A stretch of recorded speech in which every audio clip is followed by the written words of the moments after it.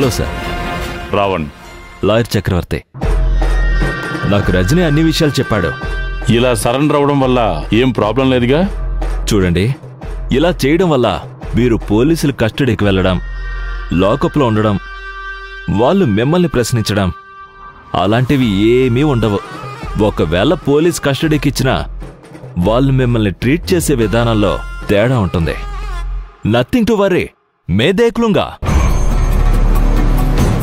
ఆ murder case విషయం ఏం చెప్పారు? లంచ్ అవర్లో జడ్జి గారు మిమ్మల్ని లంచ్కి రమ్మన్నారు. సో కేసు గెలిచేసినట్టే. అంటే ఒక మర్డర్ కేసులో ముద్దాయికి నేను డిఫెన్స్ లాయర్ని. కేసు ఈరోజే జడ్జిమెంట్ రావాలి. సాయంకాలానికి జడ్జిమెంట్ వస్తుంది. జడ్జి గారు లంచ్కి పిలిచారు.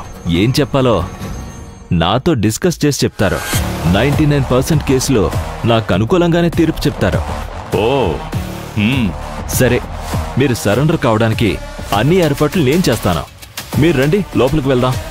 నువ్వు పేపర్లు తీసుకురా. అలాగే సార్. రండి. రండి మేడం. కూర్చోండి. నమస్తే సార్. Hi sir. కూర్చోండి మేడం. ఏంటి రామ్ కుమార్ గారు, లాయర్ గారితో వచ్చారు? మన కంపెనీలో ఏమన్నా ఇష్యూస్ ఉన్నాయా? లేదు సార్, కానీ ఒక ముఖ్యమైన విషయం ఉంది. దాని గురించి మాట్లాడదామనే వచ్చాం. చెప్పండి. ఆ రావణ్ కోర్టులో సరెండర్ అయ్యాడు.